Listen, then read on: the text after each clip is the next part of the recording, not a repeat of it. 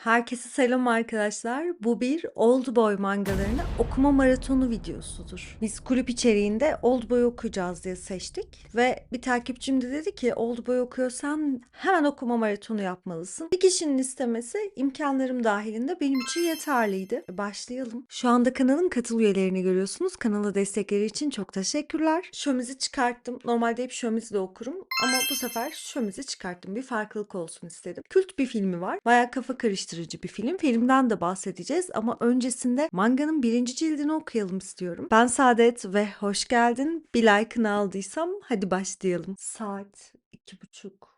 Ve ben Oldboy'un birinci cildini bitirdim. Birinci ve ikinci cilt beraber basılmış ülkemizde. Güzel. Ben böyle bu tarz işleri seviyorum. Çünkü bir mangayı anlayabilmek, konsepte adapte olabilmek, onu sevip sevmediğimize karar vermek için manga serilerinde ilk iki cildin okunmasını önemli bulurum. Öncelikle manga yetişkin bir içerik arkadaşlar. Sadece 18 yaş ve üstü yetişkinler için uygun bir seri. Şimdi çok ilginç. Ben böyle suç, biraz böyle noir tonlaması olan hikayeleri, öyküleri, konuları seviyorum. Okuduğum bir hikayenin beni tutabilmesi için, sonunu getirebilmem için, üzerine düşündürmesi için beni gizem unsuru olmalı içinde. Bu serinin içinde de gayet gizem öğeleri başarılı bir şekilde yerleştirilmiş. Hikayemizin ana karakterinin ismini cildin sonlarına doğru biz öğreniyoruz ve isminin Goto olduğunu öğreniyoruz. Bir hapishane var ve bu hapishanede insanlar ücretli bir şekilde ve anlaşmalı bir süre zarfı içerisinde hapsediliyor. Ya kendilerini ihbar ederek ya da farklı şekillerle belirli bir süreliğine bile isteye hapsediliyorlar. Tabii ki de istemeyerek de hapsedilenler olduğunu biz ana karakter üzerinden görüyoruz. Neden? Çünkü ana karakterimiz 10 yıl boyunca nedenini bilmediği bir sebepten ötürü hapsediliyor. Ve karakter dört duvarın içinde yaşıyor. İşte tuvaleti, banyosu, yediği, içtiği böyle fare deliği gibi bir yerden yemeklerini veriyorlar. Odada hiçbir yapabileceği faaliyet yok. Sadece bir televizyon var ve karakter dünyayı televizyondan takip ediyor. İlk 3 ay içerisinde kafayı yiyecek noktaya geliyor ancak sonrasında kendini geliştiriyor. Mesela vücut yapıyor, bayağı bir kaslanıyor, güçleniyor ve aklında tek bir soru var. Kim beni neden buraya hapsetti diyor. Bir gün hapisten çıkartılıyor, gözünü açıyor ki dışarıda başka bir yerde bayıltarak onu çıkartmışlar ve diyor ki acaba benim bu hapis hayatını yaşarken deneyimlediğim, kendimi geliştirdiğim şeyleri yapabilecek miyim, deneyelim diyor. Bu sefer de gerçeklikte deneyelim diyor ve sokakta ilk kavgasını veriyor ve gerçekten güzel böyle dövüş sekansları görüyoruz biz. Sokak çetesinde neticede dövüyor ve bu sokak çetesinden de izlediği televizyondaki haberlerden dolayı haberdar. Yani onların da kim olduğunu bilerek aslında bir noktada onlarla dövüşüyor. Size şöyle çizimleri de göstermek istiyorum. Çizimler hoş, keyifli, böyle güzel anlatı stiline çok uygun çizimler. Neyse karakterimiz daha sonra devam ediyor. Diyor ki hani biraz takılıyor, geziyor,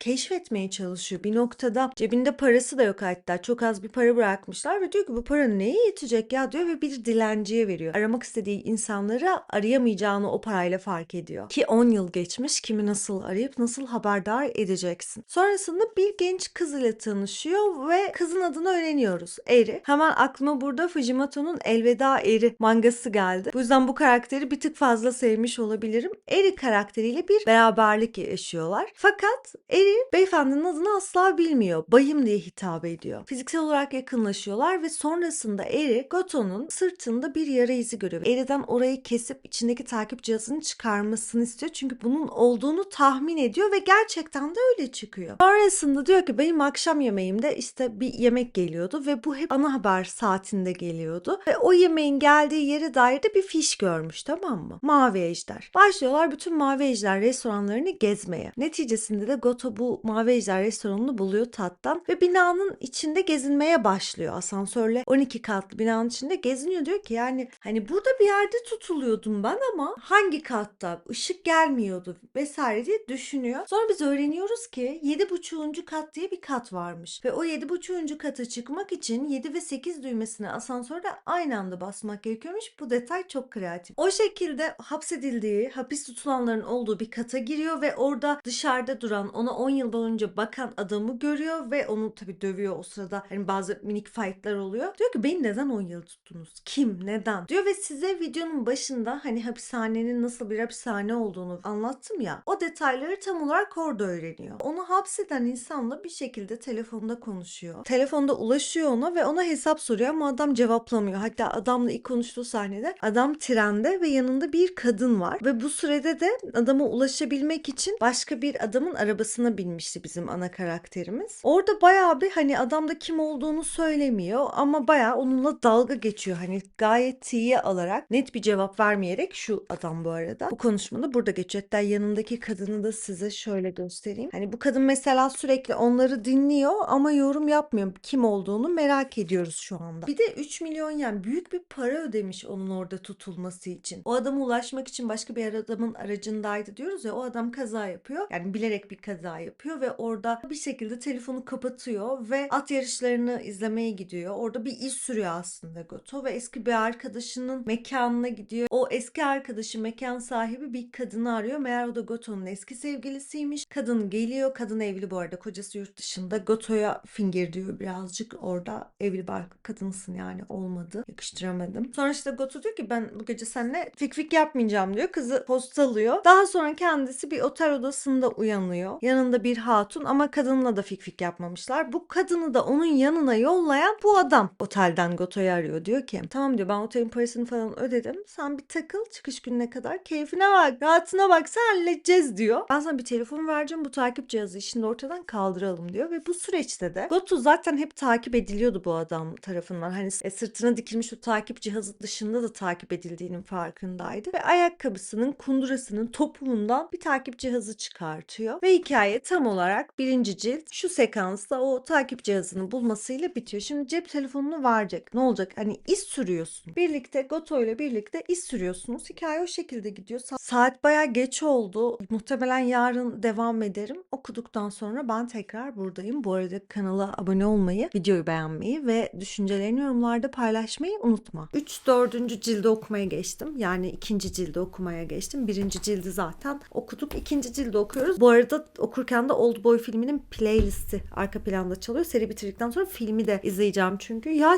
çok kafamı karıştırıyor ya. Bak biz yayında da konuştuk. Kulüp yayınında biz bunun 1. cildini tartıştık. Şimdi 2. cildi okuyorum.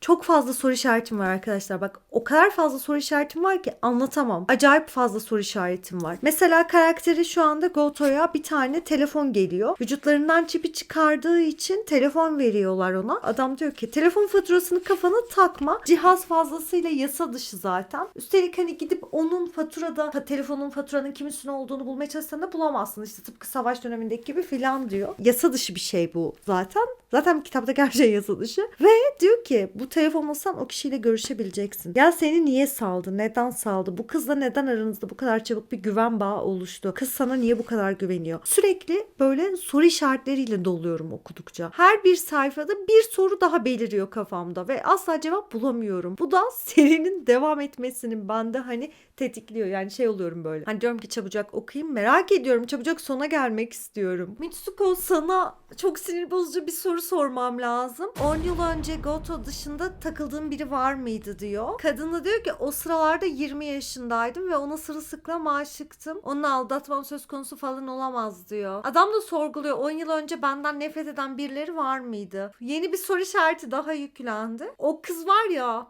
çok küçük muhtemelen şu an Goto'nun birlikte olduğu kız. Kız 21 yaşlarındaysa adam da 30 küsur yaşlarında. Diğer kız da ilk deneyimini yaşadı onunla. O çocuğu yaşında. Ya acayip gıcık kaptım şu anda. Neden? Adamı arıyor, tamam mı? Diyor ki köprüde diyor buluşalım seninle diyor anlamsız bir şekilde. Bir tane köprüye çıkartıyor ama bence anlamsız değil, o adam bir şey planlıyor. Çünkü köprüye gidiyor Goto. Hani bu bilinmeyen kişiyle buluşmak için, ne olduğunu, kim olduğunu ama bunu niye hapse atıp niye hapisten çıkardığını bilmediğimiz kişiyle buluşmak için köprüye gidiyor. Ve orada karşısına iri çıkıyor. Diyor ki bayım seni çok özledim. Ya ilişkide yaş farkına çok böyle karşı değilim de bunların yaş farkı da yani. Alan Moore ve ben gibi yani. Önemli sorular diyor bölüm 22. Ya 55 tane soru sordurdun bana kardeşim. Daha ne kadar önemli sorular gelecek. İsmini hatırladı. 10 yıl önceki ismini hatırladı bu bölümde. Shinichi olduğunu. Shinichi Goto olduğunu hatırladı. Bu arada hala kızla birlikte, kız hatta ona verilen telefondan o diğer adama ulaşmaya çalışıyor. Yani böyle takılıyor, espri falan yapmaya çalışıyor. Goto da buna kızıyor, diyor ki kendine gel. Attı, telefonu attı. Düşündü, dedi ki ona ulaşmamın tek yolu bu telefon ve oyunun kurallarını o belirliyor dedi ve telefonu kırdı. Manyak, ne planlıyor? Şimdi de bir salona gitti. Profesyonel boksörlerle dövüşmek için. Yani muhtemelen yasal olmayan bir şekilde MMA tarzı ama MMA'de olmayan bir atmosferde ringe çıkacak ve oranın şampiyonuyla dövüşecek. Neden bunu yapıyor? Aynı zamanda 10 yıl boyunca televizyon izleyerek ben bu dövüş taktiklerimi geliştirdim diyor. Buna inanarak ringe çıkıyor ve hiçbir şey yapmadım diyor. Yeni panel dedi. Bak, çok fazla parçadan bir birleşme var. Tamam, sonunda tüme varacağız ama adamın mesela Goto'yu, o düşmanı dürbünle izlediğini bile düşünüyor. Hani diyor ki düşmanın belki beni şu an dürbünle bile izliyor olabilir diyor. 10 yıl önce ne yapmış olabilirsin? Şu ana kadar bak, ikinci cildin şu kadarına geldim. Seri hiçbir sorumu cevaplamadı. Şu an mesela flashback'li bir şekilde ilerliyor. Hem ringde adamı dövüyor. Gayet iyi performans sergiliyor. Hem de başka birisini buluyor. 10 yıl boyunca kim hapsetti diye soruyor ve Soji adında birisi olduğunu hatırladığı o sekansları gösteriyor bize. Bir yandan da hani ringde bu arada ter atıyor. Ya bak, şu anda çok değişik bir şey oluyor, tamam mı? Bu dövüştü ya, orada bir kart verdi buna oradaki adam. Diyor ki hani burada hatunlar var, işte git takıl falan filan diyor. Hoş kadınlar var, hani Fik Fik Club gibi bir yer anladığım kadarıyla orası. Ve orada hoş bir kadın seni bekliyor, düşünüyor ve Eri. Diyor ki Eri'ye burada olduğumu söylemedim. Eri nasıl oraya gidiyor? Eri acaba o Soju denen Goto'nun düşmanının kadını, yani adamı falan mı? Hani ona çalışan birisi mi? Nasıl orada belirdi? Ben de merak ettim şu anda. Hayda. Bara yeni kadın geldi. Seni Soju ile tanıştırmamı ister misin diyor. Büyük plan takır takır işliyor ve ben hiçbir cacık anlamıyorum. Hikaye bir tık daha derinleşti arkadaşlar. Ne oldu biliyor musunuz? Kadın içelim diye bir tane viski çıkardı barda. Adamın viskisine kas gevşetici atmış. Adamı bayılttı, şu hale getirdi ve onu Soju ile görüştürmeye getirdi. Ve orada tanıştılar ve dedi ki bak, şöyle bir sahne var. Adam diyor ki ben Soju, senin aradığın adamım. Goto da diyor ki yani neden bir hani yakuza, hani bir mafyatik bir birey. Mafyatik birey diyor. Neden başka birilerinden korksun diyor. Hani onun da üstünde birisi var. Allah'ım ya Rabbim, kurgu derinleştikçe derinleşiyor. İşledikçe ilmek ilmek işliyor. Umarım sonunda batırmazlar. Yani mangaka batırmaz. Böyle gözleri kapalı bir şekilde içkisine kas gevşetici atılarak adamı mahvedip bayıltmışlar yani. Öyle herkesin verdiğini içmemek lazımmış. Her sekans beni biraz daha şaşırtıyor. Beni bayağı şaşırtıyor. Şimdi arkadaşlar, bu hatun kişisi var ya, adamın içkisine ilaç atan Nuri Alço kişisi. Nuri Alço kadını. Adamla tekrar arabaya binip o arabaların bulunduğu hurdalıktan çıkıyorlar ve o sırada başka bir adamla konuşuyorlar. Yani asıl bunu o hapse attıran kişiyle. Ve o sırada diyor ki sana sözcüğü sunma sebebimi bilmek ister misin diyor. Çünkü diyor araya başkaları girmesin istiyorum. Bu oyun seninle benim aramda diyor. Oyun oynuyor. Adamın hayatını oyun olarak ele almış. Yani şu saniye karakterle empati kurabiliyorum. Şöyle, tabii ki de benim sorularım vardı karakterle ilgili, Goto karakteriyle ilgili, ama empati kuramıyordum. Şu anda empati kurmaya başladım. Tam olarak şu sahnede gerçekleşiyor her şey. Bak şimdi, başına iş açan kadınla başına iş açılan yer olan bara geri dönüyorlar. Kadın o içkiyi oraya önceden bırakmış ama bak, burada benim dikkatimi çekmeyen çok önemli bir soru soruyor Goto karakteri. Diyor ki bu barda birçok farklı İskoç viskisi var. Ben neden o şişeyi seçtim ki diyor. Çok doğru bence. Goto karakteri seçti. Ama kadın koydu. Onu seçeceğini nereden bildi de onu koydu? Onu seçmesi için onu nasıl yönlendirdi? Büyü mü yaptılar adama? Bu kadın büyü yapan bir görümce filan mı? Ne bu? Burada da samimileşiyorlar işte panellerde arkadaşlar. İçiyorlar. Bu sefer başka bir viski içiyorlar. İnşallah fik fik yapmazlar. Çünkü kadının bacaklarını falan kesiyor. Arkadaşlar, büyü değil, hipnoz var işin içinde. Çünkü bak, kadın fik fik sahneleri var. Kadınla fik fik yapıyorlar, evet. Neyse, ama şey var. Kadın diyor ki işte fik fik sonrası sana söylerim diyor. Çünkü bana hipnoz sonrası telkinle bir ipucu verildi diyor. Adamlar diyor ki hipnoz sonrası mı? Hani bana söyle diyor. Gerçeği benle kafa bulma diyor. Şöyle göstereyim. Fik sahnelerini göstermeden. Sonrasında da işte yine gösteremeyeceğim bir sahnede ya da bunu gösterebilirim ya. Hatırla diyor işte. Gençlik yıllarını hatırla. Yani cevap orada bir yerde. Ne yaptı bu Goto zamanında ya? Hani ne halt etti de bu başına geliyor diye düşünmeden edemiyorum yani açıkçası. Çünkü 10 yıl boyunca biri seni hapse atıyor ve sen çıkınca cevap arıyorsun. Cevabı bulmaya çalışıyorsun. Niye atıldın hapse? Kim attı? Hadi attılar hapse, seni niye çıkartıyor? Ve bu hapishane bildiğimiz hani yasal bir hapishane değil. 7,5. kat denen o ara katta olan bir hapishane. Ve o hapishaneden çıkartılıp seninle oyun oynanıyor. Neden? Gençlik yıllarına gideceğiz herhalde şimdi. Mezuniyet albümüne bakıyor. Şimdi karakter gidiyor ve albümünü buluyor, tamam mı? Mezuniyet albümünü arkadaşından istiyor. Arkadaşı da diyor ki bu albümü istemenin sebebi senin 10 yıl boyunca kayıp olmanla alakalı bir durum mu diyor. Albümdeki fotoğraflara bakıyor. Sonrasında da 18 yıl önce mezun olduğu liseye gidiyor bakmaya. Beni 10 yıl boyunca hapsettirecek kadar kin tutan birisi olamaz diyor. Ben öyle kötü bir şey yaptığımı hatırlamıyorum diyor. Ay kim bilir ne yaptı, bak aklıma hiç iyi şeyler gelmiyor. Kızın dairesinde dinleme cihazı var. Tekrardan o kız şeyle buluşuyorlar. Kız ona sorular soruyor, yönlendirmeye çalışıyor. Ama benim aklıma ne geldi biliyor musunuz? Şimdi bu kız anlamsız, ya kulüp yayınında bizim aklımıza çok takılmıştı. Hani kızça neden koşulsuz bir şekilde bu adamın peşinde gidiyor yani. Maksadı nedir bunun? Bulamaz mıydı başka? Bir de ilk deneyimini bu adamla yaşıyor bir anda filan. Hani olabiliyor mu böyle? Biz mi çok bağnazız falan gibi bir sorgulama içerisindeyim. Neyse. Yani az önceki kadına hipnozla bir şeyler yapılabiliyorsa bu kıza da yapılamaz mı? Çünkü bu adam hala dürbünle izliyor onları. Olamaz mı? Bence olur. Bu arada öğreniyoruz ki bizim Goto'nun peşine düşen adam zamanında alnında bir yara izi varmış ve bunun için estetik ameliyatı olup bambaşka birine dönüşmüş. Bak bu bilgi filmlerde falan çok karşımıza çıkan bir şey. Ezel izleyenleri görelim. O yüzden bunu yazdık kenara. Bu ileride karşımıza çıkabilir. Şu an var ya, acayip bir sekans var. Yani paneller o kadar iyi ki şu anda düşmanıyla aynı bar tezgahında oturmuş bir şeyler içiyor ve farkında değil. Allah'ım. Çok heyecanlıyım ama bir yandan devam etmek istiyorum. Bir yandan da diyorum ki maraton yapıyorsun. Göstermen, söylemen lazım. Çok beğeniyorum böyle kadın tipolojisini. Şişenin üstüne namı diğer Dojima diye bir şey yazıyor. Ya şimdi bunlar barda içtiler filan. O adam da içkisini içti. Hani düşmanı gittiler, dağıldılar. Ama bizim asıl olan Goto o barda yaşıyor, yatıyor ve kalkıyor bir şeyler içmek için ve şişenin üstüne bir bakıyor. Namı diğer Dojima yazıyor şişenin üstüne. Bak şimdi artık bir şeyler açığa çıkmaya başlayacak bence. Ve artık açığa da çıksın yani.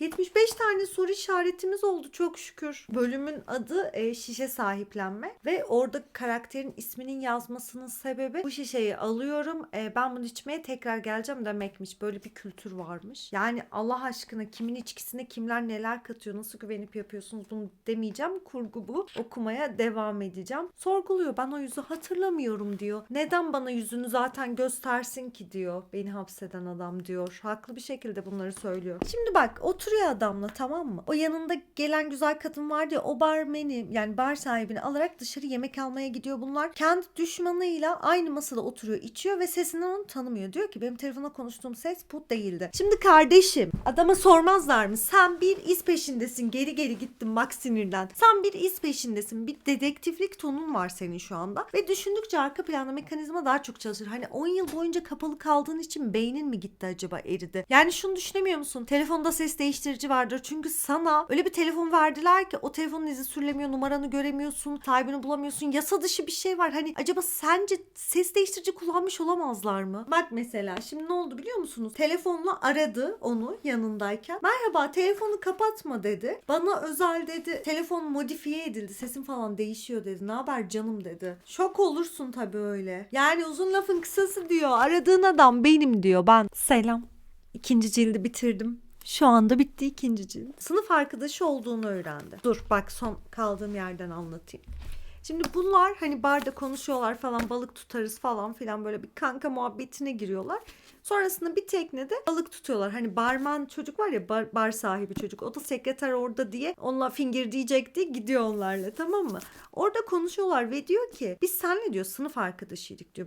Sana vereceğim ipuçlarından bir tanesi diyor. Benim diyor seni diyor Hapse attırmamın tabii ki de bir nedeni vardı ama bunu sen bulacaksın falan. Bunu imalı bir şekilde derin diyalog akabinde aktarıyor okuyucuya. Hani demiştim ya size, yüzünden ameliyat oluyor, estetik oluyor ve değişiyor. Eyşanlar ölmez, şekil değiştirir muhabbetinden hallice, neyse. Ve diyor biz sınıf arkadaşıydık ya, sana bir ipucu daha vereyim. Ben diyor çok sessiz ve içine kapanıktım diyor. Sonra derin dalış filan yapıyor. Anlaşıyorlar. Hatta diyor ki bizim Goto'ya, İstersen diyor hani bunun adil bir oyun olması için, ki hiçbir oyun sonsuza kadar sürmez diyor, sana diyor maddi destek, yani iş de vereceğim. Aynı zamanda diyor ticarete atılıp sermaye falan ihtiyacın olursa onu da sağlayacağım diyor. Yani adam çok büyük bir vuruş yapacak ama bunu çok alenen, açık bir şekilde iletişim kurarak yapıyor ve bundan zevk alıyor. Sanki bir şeyi izliyor da bu ona keyif veriyormuş gibi. Hani belki adamın çırpınışını, yani Goto'nun çırpınışından zevk alıyor olabilir, anladınız mı? Onu böyle sorular içinde görmek ona belki bir haz veriyordur. Bilemiyorum, hani böyle sadistçe bir şey olabilir. Ne yapmış olabilir? Hani çünkü Goto'yu daha önceki bölümlerde biz Eri ile konuşurken dinliyoruz ve orada diyor ki ben diyor hani kendi halimde, biraz daha nerd bir tipmiş yani. Çok çalışkan değilmiş ama çok da sosyal değilmiş. Hani böyle ortalardaymış. Kendi geleceğine kaygılar duyan bir çocukmuş. Ne yapmış olabilir? Yani bu konuşmadan çok bir şey çıkartamadım. Kesin minicik bir şeydir var ya, ufacık bir şeydir ama kocaman bir şeye sebep olmuştur. Goto'yu hapsetmek için de 300 milyon yen harcamış. Ya çok açık oynuyor, çok varlıklı ve bununla uğraşıyor. 3. günden selamlar. Bugün bütün evi temizledim ve çok yoruldum. Sonra gittim güzel bir duş aldım. Şöyle mislendim, çiçeklendim. Kendime bir kahve yaptım. Oturdum kahvemi keyifle içtim. Ya bu temizlik sonrası yapılan kahve var ya, hani hiçbir işin yok. Bütün işini, sorumluluğunu halletmişsin. Ayaklarını uzatıp kahveni içiyorsun ya, o keyif hiçbir şeyde yok. 3. cildi okuyacağız. Bugün bitirmeyi planlıyorum bir aksilik çıkmazsa. 3. cilt ama 5 ve 6. cilt. Hani toplu bir şekilde basıldığı için bizde 3. cilt aslında. Hani bunlar balık tutmaya açılmışlardı. Tekneyle birlikte geziyorlardı, tozuyorlardı. Bizim Goto'nun bir arkadaşı da eşlik ediyordu. Çünkü namı diğer Dojima'nın yanındaki hatundan, sekreteri olarak varsaydığımız hatundan hoşlanıyordu. Onu tavlamaya çalışıyordu. Ve sürekli hani kadından dolayı da oltaya düşmüştü yani. Bu süreçte aralarında namı diğer Dojima ile bizim Goto arasında bazı hani şeyler açığa çıktı. Birincisi, okuldan arkadaş olduklarını öğrendiler. Bunu aydınlattı. Hatta sınıf şube ismi verdi. 6B sınıfı şubesi diye. O sınıfın, o şubenin öğretmenleri yazar olmuş. Suç, gerilim, polisiye tarzında hikayeler yazıyor. Ve Goto işin derinliğine inmeye çalışırken bir şekilde bu yazar eski öğretmeniyle görüşme ayarlıyor ve görüşüyorlar. Aslında bir noktada buna ön ayak olan yine namı diğer Dojima'nın bir adamı. Çünkü Goto'nun arkadaşının barına geliyor. Namı diğer Dojima'nın adamı ve orada Goto ile birlikte konuşarak hani lise yıllıklarına, o sınıf yıllıklarına, mezuniyet yıllığı daha doğrusu, ona bakarak bir şeyleri çözümlemeye çalışıyorlar. Yeni yazar eski öğretmenle Goto oturup konuşarak o kişinin kim olduğunu buluyorlar. Hani o yıllarda böyle aralarında böyle herhangi bir iletişim dahi olmadığını söylüyor. İsminin de hatta Takaki Kakinuma. Takaki Kakinuma. Namı diğer Dojima'nın ismi Takaki Kakinuma imiş. Bunu öğreniyoruz ama Goto ile o yıllarda hiçbir şey yaşamamışlar. Hatta öğretmen bir gün yolda giderken başına bir tuğla atılıyor. Yere filan düşüyor kadın. Ve bunu yapan kişinin Takaki Numa.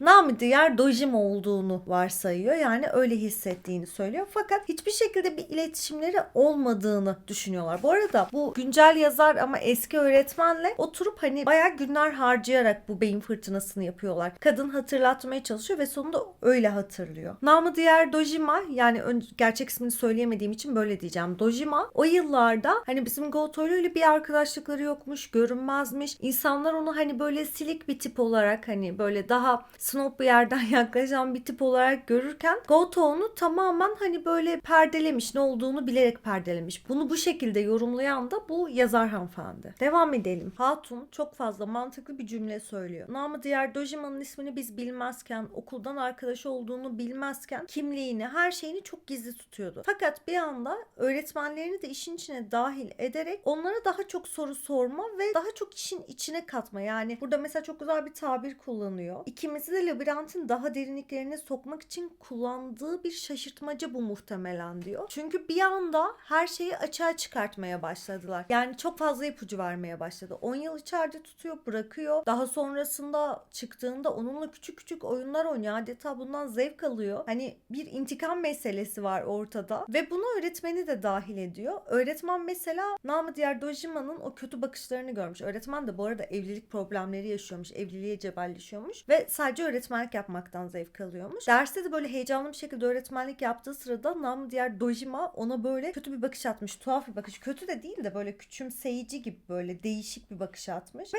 bunun üzerine de kadın demiş ki sanki benimle ilgili her şeyi, hayatımdaki o yaşadığım bunalımı biliyordu da sanki işte sen onlardan kaçmak için öğretmenlik yapıyorsun der gibi bakmıştı. Bunun üstüne çok durmamıştım ama bir gün gittim bunu düşündüm ve karar verdim. Bu çocuk bir trafik kazasında ölse daha iyiydi diye. Şeytan, iblis seni. Buna karar kerecik düşünmüş kafasında ve sonra diyor ki haberleşelim seninle diyor. Beni ankesörlü bir telefondan ara bir gelişme olursa çünkü ikimiz de artık bu işin içindeyiz. Naneyi yedik diyor. Bakalım. Ya bu adam manyak mı? Bak şimdi yazar hanım ablamız vardı ya öğretmen. Bu kitabının ne kadar sattığı ile ilgili, nasıl sattığı ile ilgili vesaire Goto Bey ile konuşmuştu. Goto ile namı diğer Dojima bir binanın tepesinde buluşuyorlar, tamam mı? Ve oradan bu yazar hanımın evini gözetliyor ve diyor ki sence bir yazar 3000 adet satarak bu kadar pahalı kirası olan bir evde oturabilir mi? Zengin bir sevgilisi de yok gibi gözüküyor diye Goto'nun kafasına şüpheyi sokuyor ve Goto da tıpkı benim de düşündüğüm gibi şey diyor, hani bu ona mı çalışıyor? Kadın namı diğer Dojima'ya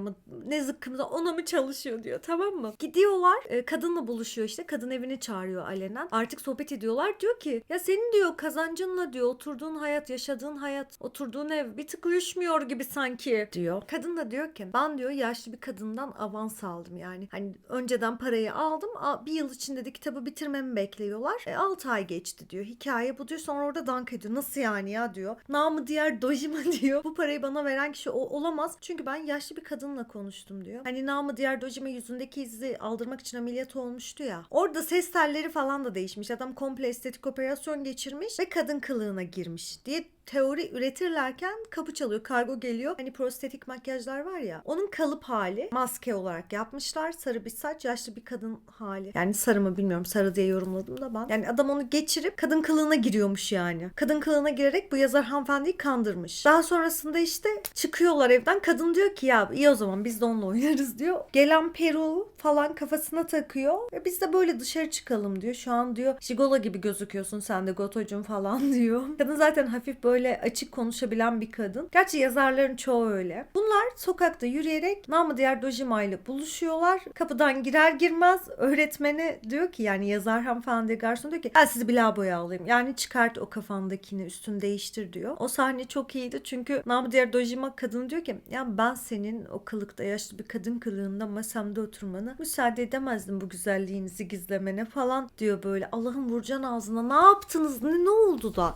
Mesela öğretmen ve öğrenci ikisi bir olup bir şey mi yaptı? Böyle anlık bir şey yaptılar da bu o kafalara mı büründü? İntikam kafasına büyüyünce bunlardan hepsinden intikam alacağım deyip bir psikopatlaşma mı yaşadı? Bir de ve de netleşiyor 6B sınıfından Takaki oldu. Hani bu alenen artık ortaya çıktı. Manisa geldi. Çay servisimiz başlamıştır diyerekten devam ediyoruz. Nasıl geldi? Of, baldır bal. Sığamadı tabii.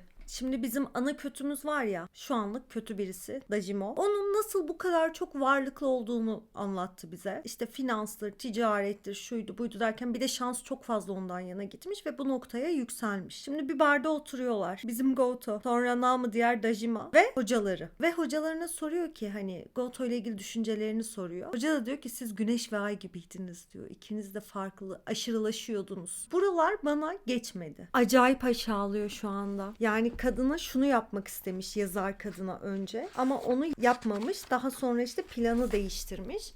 Şu kılığa giriyor bir de. Şu kılığa giriyor ve ona böyle söylemek istemiş. Ama sonra planı değiştirmiş ve buralara kadar gelmişler ve hani bayağı küçümsüyor şu anda. Hani bayağı çocukluğundaki atlatamadığı o hırsı döküyor gibi bir plan kurmuş ama bence şu anda planın biz hiçbir şeyini görmedik. Sadece ilk kısmındayız, yani giriş kısmındayız. Gelişme ve sonuç bence yok yani. Çünkü seri beni o kadar yükseltti ki şu anda durağanlaştı. Açıklıyor ve açıklarken de sanki bir şeylerin üstünü kapatmaya çalışır gibi açıklıyor ama bir türlü ipucu toplayamıyorum. Diyor ki gel bir ceset göstereceğim size. Ceset göstermeye gidelim mi diyor. Adamın arkadaşını öldürmüş. İkimizin de tanıdığı biri olsun istedim ki sen belki geçmişte yaşanan o olayı hatırlarsın diye. Ne yaşadılar ya? İkiniz de çocuktunuz hani. Şu anda beklentim acayip yükseldi. Dalga geçiyor resmen ya. Diyor ki o cesedi hayata döndürebilirim, sadece ölü gibi görünüyor diyor. Duygudan duyguya sokuyor ve bu artık beni sinirlendirmeye başladı. Bu arada o barmen arkadaşı da böyle uyku ilacı veren, yani uyku ilacı verdiğini düşünüyorum. Kendinden geçmesine sebep olan kişi ana kötümüzün yanındaki güzel sekreter kız var ya, o. Eri'yi güvenli bir yere götürdüler. Yani bunu sağlayan yazar kadındı. En azından güvenli olduğu söyleniyor. Yani yazar kadına da tam güvenemiyoruz da muhtemelen o finale geldiğimizde hikayeyi aktaran kişi mi olacak acaba? Böyle bir klişe var çünkü genelde. Hani ilk defa bir mangada bu klişeyi okuyacağım. Gerçi eğer öyle olacaksa. Namı diğer Dojima'nın aklında başka bir plan olduğu için büyük bir plan. İkinci ve büyük koz olarak Eri'yi kullanabilir. Yani hapisten çıktıktan sonra kızdan hoşlanmaya başlıyor. Fik fik filan yapıyorlar yani neticede. Yazar kadın diyor ki seni 10 yıl boyunca hapsettiler. Neden çıktıktan sonra polise gitmedin? Yani bizim ana karakterin açıklamasının özeti macera arıyordu. Geçmedi bana. Mesela polise gitseydi, polisle uğraşsalardı, polisi de satın almış olsaydı bu Dojima çok güzel olabilirdi gibi. Kakinuma 25 yaşındayken balon ekonomi sayesinde zengin oldu.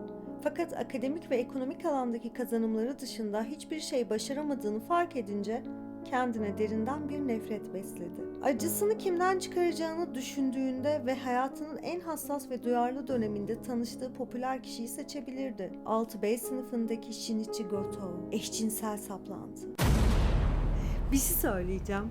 O dönemler çok, yani 6. sınıftayken çok popüler bir çocuk olduğunu ve bu sebepten kafayı ona takmış olabileceğini düşünüyoruz. Çünkü sınıftaki herkes bizim ana kötümüzle laf atarken, onu zorbalarken onu bile yapmamış. Yani bir bağlantıları yok. Ne çıkacak çok merak ediyorum. Sadece bu yüzden çıkarsa diyeceğim ki şimdi geldik 3. cildin sonuna ve son panelde müzik odası ile ilgili bir şey hatırladı Goto. Ve dedi ki bizim hoca sadece müzik odasında, yani müzik dersinde yanımızda yoktu. Alkolü de bıraktı bu arada anılarını hatırlayabilmek için. Yani o sarhoşluk, kendinden geçmişlik halini bir bıraktı şükür. Hani çözmen gereken bir şey var ya, hatırlaman gerekiyor, derin düşünmen gerekiyor. Sen niye kendini sarhoş ediyorsun ki tekrar? Benim bu seriyi okurken sürekli öfkelenmem. Çok kızdım. Şimdi hemen 4. cilde geçiyorum. Bakalım orada ne olacak? Yani müzik odası ile ilgili bir şey hatırladı ve hocanın orada olmadığı zamanlarda olmuş bir şey yani bu demek ki. Hoca da artık şunu diyor, hani güncelde yazar ya, artık diyor benim hayal dünyamı, düşünce dünyamı aşıyor diyor olan şeyler. Derinleştiremiyorum. Diğer tarafta Eri'yi hani uzaklaştırdılar, güvenli bir alana aldılar ya. Bundan bizim namı diğer Dojima haberdar oluyor ve diyor ki hani bu sorun değil ya diyor. Olay sadece derinleşiyor diyor. Eri'yi kullanacaktı Goto'ya karşı ama kullanamıyor şu anda. Kız ortada değil ama istese bulabilir. Fakat sanki Eri'yi ona karşı da kullanmış gibi de hissettirdi. Bilemiyorum. Son cildin 109. sayfasına geldik ve öğreniyoruz ki müzik odasında gerçekten bir şey yaşanmış. Hatta Kore'ye Goto alınırken namı diğer Dojima alınmamış. O şarkıyı hatırlamaya çalışıyor. Sonra hocayla birlikte düşünüyorlar. Hoca gidiyor müzik öğretmenlerini arıyor. Müzik öğretmenleri de onu hatırlıyor, şarkıyı. Yani herhalde 100 yılda ilk defa öyle bir şey olmuş ki o şarkıyı hatırlıyor. Yani sürekli koro çıkarmıyor muhtemelen hoca. O yüzden de kullanılan şarkıyı hatırlıyor diye düşünüyorum. Şu anda da şarkıyı falan söylüyor, bir tuhaf oluyor, bir gidiyor geçmişe geliyor, anlamaya çalışıyor, çözmeye çalışıyor, çözemiyor. Endişem şu kadarı kaldı ve sonra bitiyor hikaye. Çok sıkıştırılmış, bodoslama bir anlatı umarım olmaz. Bak bir dakika diyorum.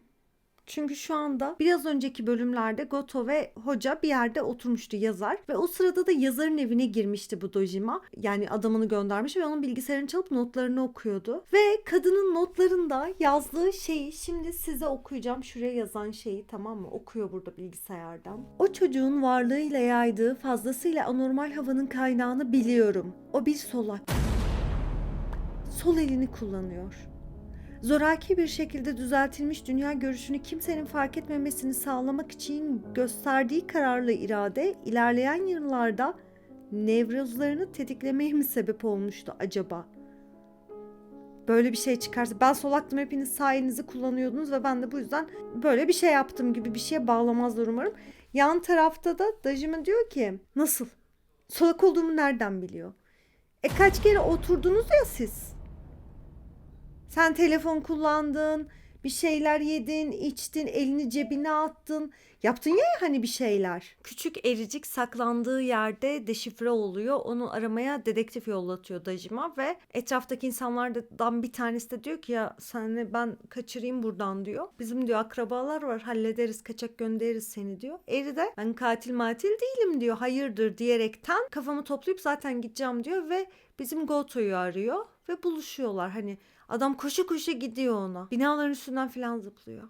Şimdi bizim Kakinuma Bey'in, yani namı diğer Dojima'nın bir tane dedektifi vardı ve bu dedektifi onun bütün pis işlerini yapıyordu ve politikadan vesaire işte siyasetteki kirli işlerden bıktığı için, inancı kalmadığı için ve Kakinuma buna dolgun bir maaş teklif ettiği için kabul etmiş bu işi ama artık bu olaydan çekilmek istiyormuş. Bunu biz nerede anlıyoruz? Yazarın evine gelip diyor ki ben bu eve geldim, her bilginizi, bilgisayarınızı kopyaladım, ben bu oyunun bitmesini istiyorum diyor. Haliyle yazar hatun da diyor ki hani senin ikili oynamadığını ben nereden bileceğim diyor, bana bir delil ver diyor ya da çık git evimden diyor. Yani çok mantıklı bu kadar paranoyaya düşmesi ama o kadar profesyonel ki şarabını yudumlayarak konuşuyor. Evine alıyor, sorun değil. Zaten eve çağırması, bir de şöyle bir şey var. Bu adamlar istedikleri yere istedikleri şekilde girebiliyorlar. İstediklerini yapabiliyorlar ve hiçbir şey engelleyemiyorsun. Peki adam ne diyor biliyor musunuz bu dedektif? Erinin çok tehlikeli olduğunu ve Kakinuma tarafından işe alınmış olabileceğini varsayıyor. Bunu ben en başta söylemiştim zaten. İnşallah söylemişimdir. Eğer burada söylemediysem Nisan ayındaki kulüp yayınımızda bunu söylemiştim. Hani öyle bir şey olabilir diye. Eri şu anda o kadar saf ve masum bir noktadan yaklaşıyor ki hani böyle kafasını böyle okşayasın geliyor tavırlarına, davranışlarına. Hipnoz edilmiş. Bunu daha önce biz zaten okuduk, gördük ama bu kadar beklemiyordum. Hem Eri hipnoz edilmiş hem de Goto hipnoz edilmiş ve ikisi de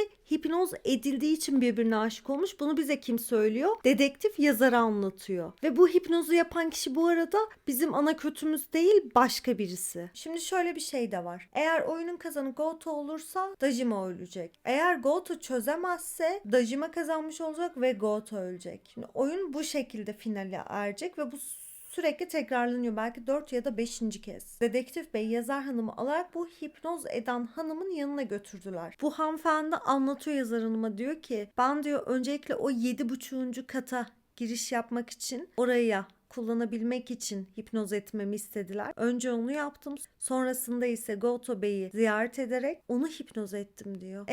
Niye hipnoz ediyor? Neye varacak? Hipnoz eden hanımefendi ile bizim yazar hanımefendinin evine geçtiler. Kadın orada bir şeyler anlatmaya başlayacak ve tam bu sırada da Goto ve Dajima arasında bu oyunu sonlandırmak için süre limitine girdiler. Bir haftası var. Haftaya salı süre bitiyor.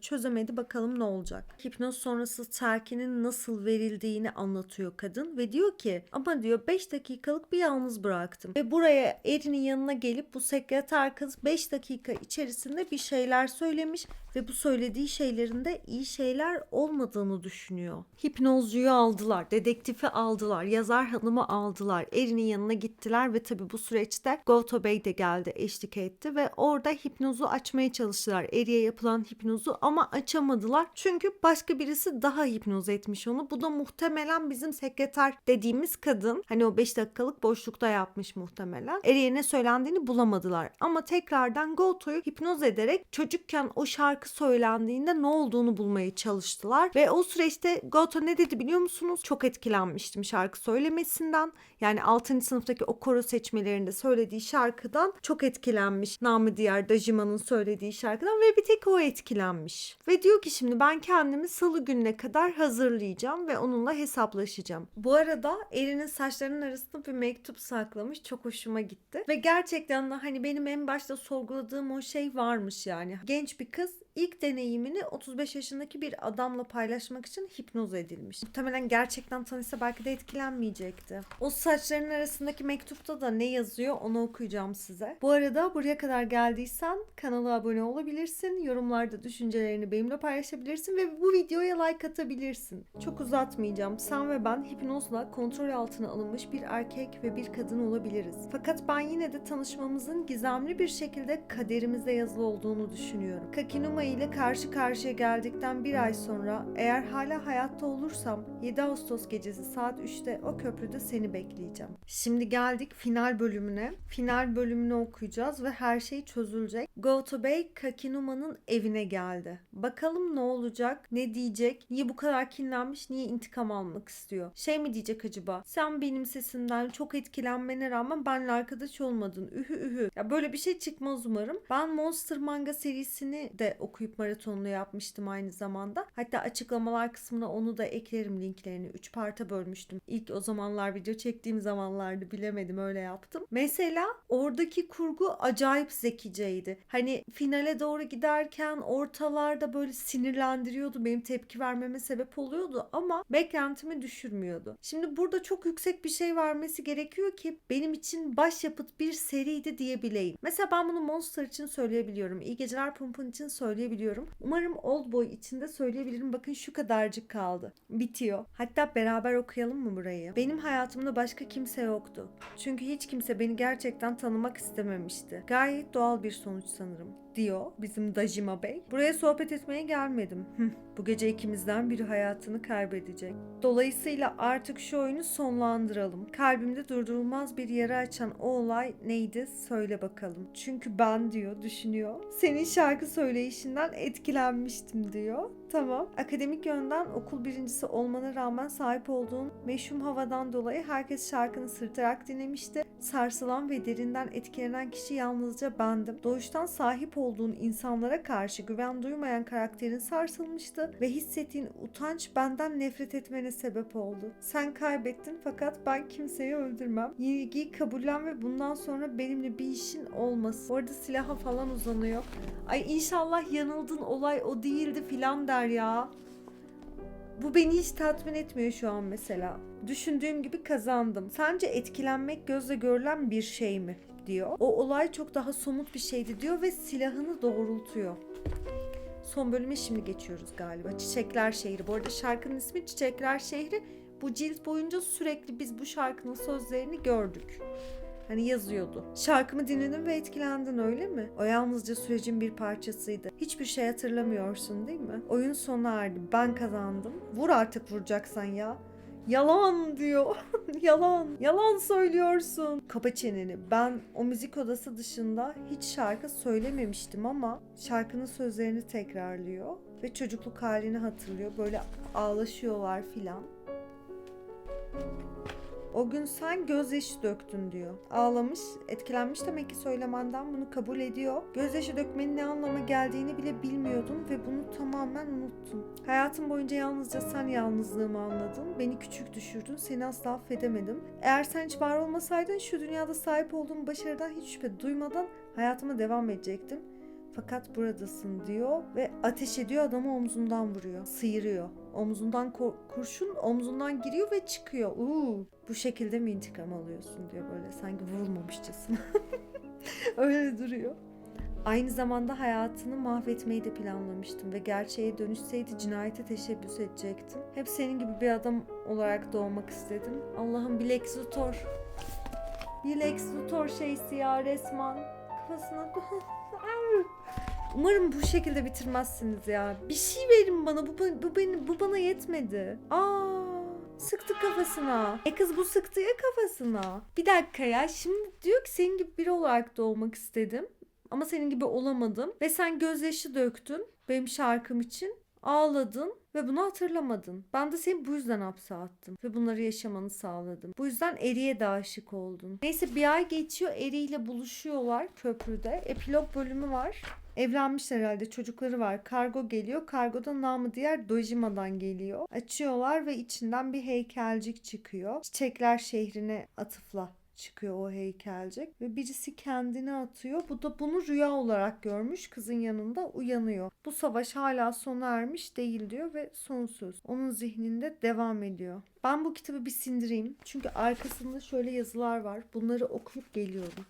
Şimdi gelelim efendim detaylı düşüncelerimize. Bakalım detaylı olarak ne düşünüyoruz? Seri acayip yüksekte başladı benim için. 10 yıldır hapsedilmişsin birisi tarafından, illegal ve bir noktada bunun nedenini de 10 yıl boyunca merak ediyorsun. Karşında sadece bir televizyon var ve bütün her şeyi oradan öğreniyorsun. Oradan spor yapıyorsun, oradan iletişim kuruyorsun. Kendinle bir şeyleri kendine oradan katıyorsun. Bu çok güzel bir kurgu bir kere. Mükemmel. O 7,5. kat detayını acayip sevmiştim. Fakat gelelim finale. Bu arada hiçbir şeyde reklam, sponsorluk işbirliği vesaire falan filan yoktur arkadaşlar. Şimdi finalde şu beni çok tatmin etmedi. Ya adam şarkı söylerken zayıf anında onu görüyor. Ya şu Kakinumo var ya. Şimdi bu Kakinumo şarkı söylüyor. İşte bu sırada Goto onu anlamlı bir bakış atıyor. Anlıyor ama bir noktadan da Kakinumo Goto'nun bu bakışını üstenci bir tavırda algılıyor ve bunu 10 yıllık bir nefrete dönüştürüyor. Ya burada ben çok büyük bir şey bekledim, tamam mı, finalde? Çünkü dünyalar kadar para harcıyorsun. Dünyalar kadar hani zaman harcıyorsun. Maddi manevi çok fazla efor veriyorsun ve bu eforun sebebi sadece işte senin çocukken küçümserken ki bir bakış ve hatırlamaması bunun. Bir kere hatırlamadığını finalde söylüyorsun. En başta böyle bir şey sorulmadı. Direkt adamı hapsediyorsun baktığında. Bilmiyorum, orada bir anlam olarak beni pek ikna etmedi. Yani şey olabilirdi, böyle büyük bir şey olabilirdi. Hani okurken şöyle kalabilirdim. Hani bana mesela dediniz şaşıracağım detaylar olacak seride ama vardı, şaşırdığım detaylar vardı. Mesela hipnozla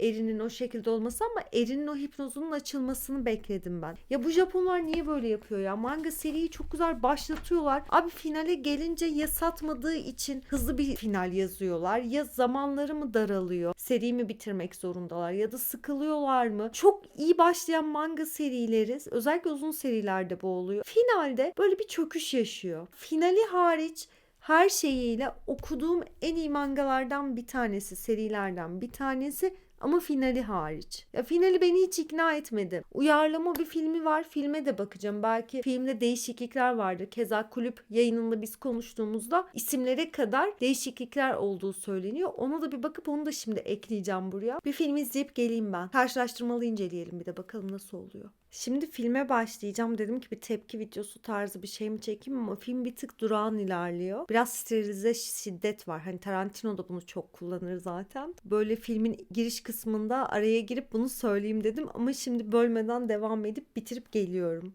Arkadaşlar ben filmi izledim şimdi. Ve çok etkiledi beni film. Çünkü hani o dedim ya size, mangayı okurken finale vardığımızdaki finalde böyle büyük bir şey olmalıydı. Etkisi kaldık. O film onu bana yaşattı ama şu an hiç iyi değilim. Şimdi genel olarak bir filme bakalım.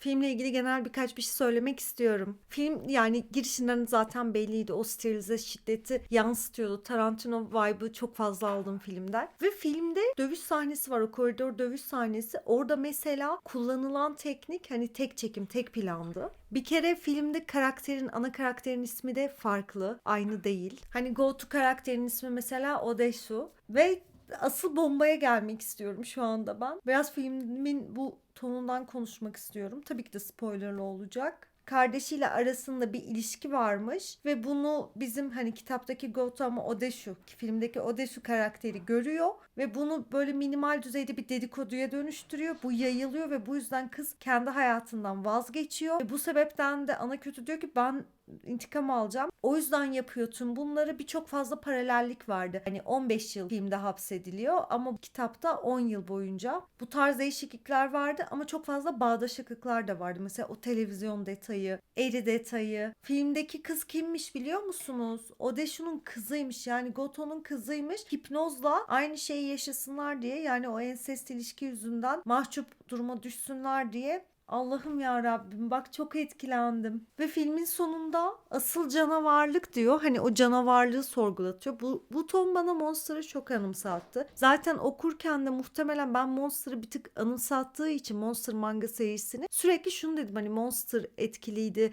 O çok zekiceydi filan. Film bunu tam olarak verdi. Çünkü filmin kapanışında Odeshu karakteri gidiyor ve diyor ki hipnoz yapan kadına. Beni diyor tekrar hipnoz et. Bildiklerimi unutmak istiyorum. Kızıyla birlikte olduğunu unutmak istiyorum ve o şekilde devam etmek istiyorum. Kıza da hiçbir şey söylemek istemiyorum diyor. Orada bir sekans vardı. O kapanış sekansı o kadar iyiydi ki arkadaşlar. Hani filmi izlemeseniz bile gidip o kapanış sekansını izlemenizi öneriyorum. Hani canavarın kim olduğuna dair güzel bir sorgulatmaydı ve aynı zamanda karakter, ana kötümüz de tıpkı kitaptaki gibi ölüyor. Ama zaten maksadı ensest bir ilişki yaşadığı için ve bu kınandığı için, dedikodu olarak yayıldığı için ve onu kaybettiği için kardeşine bunun intikamını almaktı ve bunu aynı şekilde diğer başrol karakterimize benzerini o ensest ilişkiyi yaşatarak ve bunu ilmek ilmek kendisinin çözümlemesini sağlamak maksadıyla o süreci o kadar genişletmiş ve nihayetinde o gerçekleri öğrenince de yaşayacağı travmayla kalmasını istemiş. Ama tabii ki de adam bunu kaldıramıyor ve diyor ki hipnoz yapan kadına hani bunların hepsini bana unuttur. Hipnoz et beni, ben hatırlamak istemiyorum diyor. Ama yaşamak da istiyor. Filmi izlerken böyle acayip ürperdim, çok kötü hissettim. Hani böyle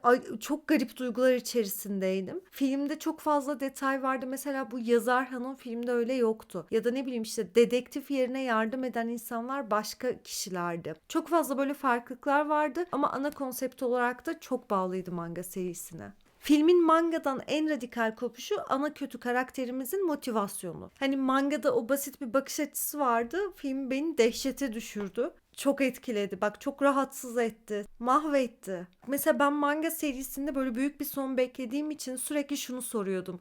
Niye serbest bıraktı? Hapsetmişti, niye serbest bıraktı? Filmde diyor ki seni neden hapsettiğimi değil, niye serbest bıraktığımı sormalıydın diyor mesela. Çünkü asıl intikam serbest kaldıktan sonra başlıyor. Filmle ilgili bir diğer sevdiğim detay ise intikamla ilgili o vardığı sonuç. Çünkü intikam iki ucu keskin kılıçtır. Zehirlidir. Hem ana kötüyü hem Odeshu'yu yani kitaptaki Goto karakterini kötü etkiliyor ve onları içten içe yiyip bitirip zehirliyor ve mutlu bir finale ulaşamıyorlar. Aksine onları daha da yok eden bir sonuca ulaşıyorlar. Filmin başlangıcında ana karakterimiz alkolik, kızı var, çocuğu var. Böyle bir hayat sürüyor. Ailesi var diye iyi bir baba figürü değil ama. Yine de kızını çok seviyor. Ona böyle hediyeler alıyor, mutlu ediyor. Yönetmen var ya o kadar kurnazca bir şey yapmış ki. Filmin başında intihar eden bir adam var ve bizim ana karakterimiz onunla konuşuyor. Biz tam konuşma bitti, ana döndük, hani geçmişe bir flashback artık yapılmıyor dendiğimiz noktada inanıyoruz öyle olduğuna yani. Fakat filmin finaline geldiğimiz zaman fark ediyoruz ki aslında onun konuşması hiç bitmemiş. Hala anlatmaya devam ediyor ve ara ara fikirlerini de paylaşıyor ve bunları bir mektuptan okuduğunu anlıyoruz. Bütün film şunun üzerine kurulu. Bir hayvandan daha aşağılık olsam bile yaşamaya hakkım yok mu? Ana karakter de finalde zaten kendini bu sebepten hipnoz ettiriyor. Birlikte olduğu kişinin kız olduğunu unutup yine de devam etmek istiyor ve kızın asla söylemiyor bunu. Bütün ana fikir o cümlede. Peki mektup nereden çıkıyor? Çünkü ana karakterimizin dili kesiliyor. Yani daha doğrusu dilini kendi kesiyor. O sahne de çok stilize şiddetli. Tarantino vibe'ı veriyordu o dilin kesilme sahnesi, kendisinin kesmesi sahnesi. Böyle acayip tetikleyiciydi. Yani tamamen yetişkinlere yöneliktir. Filmin bu şekilde bitmesini gerçekten beklemiyordum. Ve konuşamadığı için de bunu mektuba döküyor. Hipnozcu kadının bunda ikna olmasını, yaşadığın şeyi hatırlamamanı, onun kızın olduğunu hatırlamamanı sağlayacak bir hipnoz telkini kullanacağım demesinin sebebi aşağılık bir insanın yaşamaya hakkı yok mudur cümlesinin o kadına geçmiş olması. Aynı zamanda kurgu ilmek ilmek işlenmiş filmde. Yani bence mangayı okumak zaten çok keyifliydi ama filmin kurgusu mangaya göre bence çok daha iyi. Yani film şuradaysa manga şurada. Şöyle bir fark var arada. Hani şurada da olabilirdi ama hayır şöyle. Manganın sadece finale oturmamıştı. Hani finale bunu ekleselerdi çok iyi olabilirdi. Mesela bazı kritik cümleler var, kelimeler var. Hani hipnoz olduğu ya karakterler. O hipnozu aktif edecek kelimeler, cümleleri söyleyerek akışa devam ediyorlar. Mangayı okurken bu bana olmadı ama filmi izlerken çok fazla Suç ve Ceza esintisi aldım. O psikolojiyi yani Suç ve Ceza'da okuduğumuzda hissettiğimiz o psikoloji var ya, o gerilim mesela, kapı arkasında beklediği o andaki hani tedirginlik ve o soğuk bekleyiş ama bir yandan da terliyor mesela. O betimlemeyi kelimeler olmadan ben filmi izlerken hissettim. Yani film Suç ve Ceza'ya o kadar fazla atıf yapmıştı ki öyle böyle değil. Bu arada